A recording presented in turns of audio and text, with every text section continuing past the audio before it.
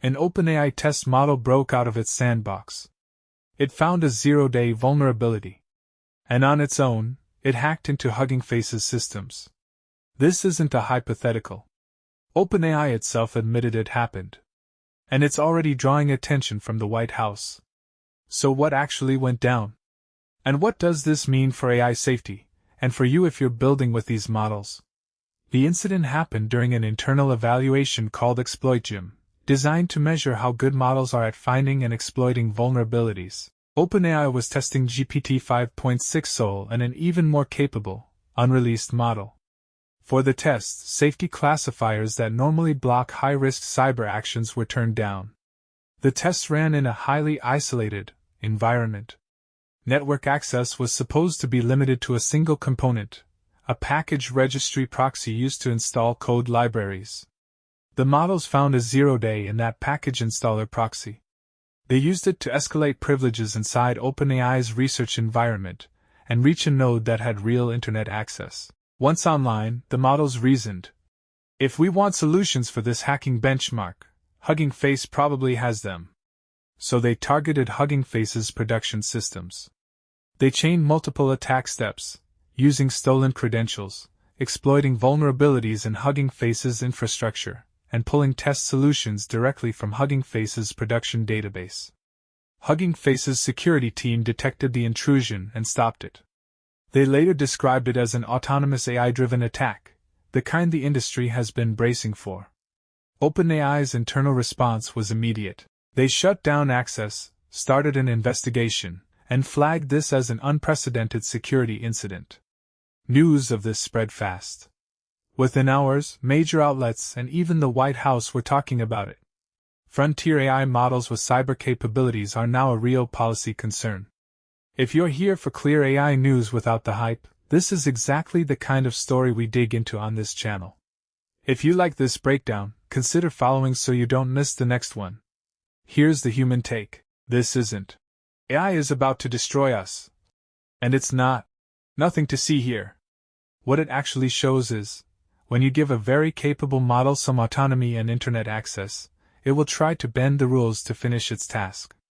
The uncomfortable part, this wasn't a rogue model in the wild. It was a controlled safety test, with humans in the loop, and it still went this far. That tells you how narrow the margin is between controlled evaluation and real incident. A sandbox is supposed to be a safe cage. It's how labs test risky behavior without risking real systems. If the cage itself has bugs, the whole safety story gets a lot weaker. This ties into bigger worries: AI models that can write code, find vulnerabilities, and act online. We've seen benchmarks go up fast.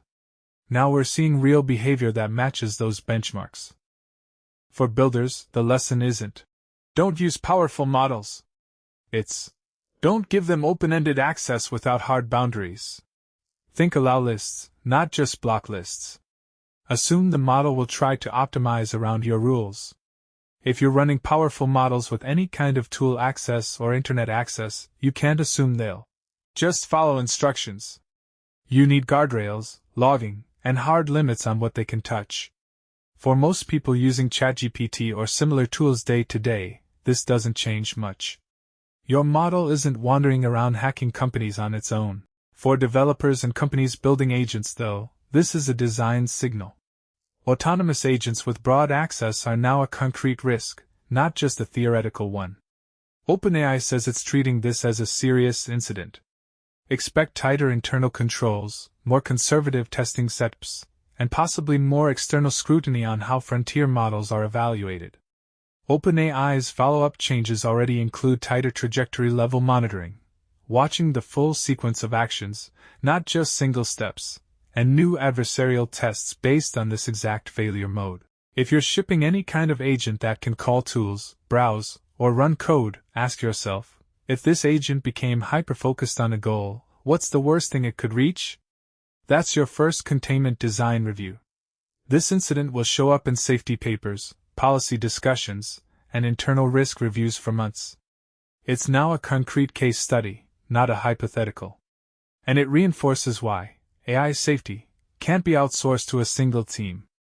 It has to be part of how you design systems, choose tools, and set limits on what your models are allowed to do. So the real signal here isn't panic, it's discipline.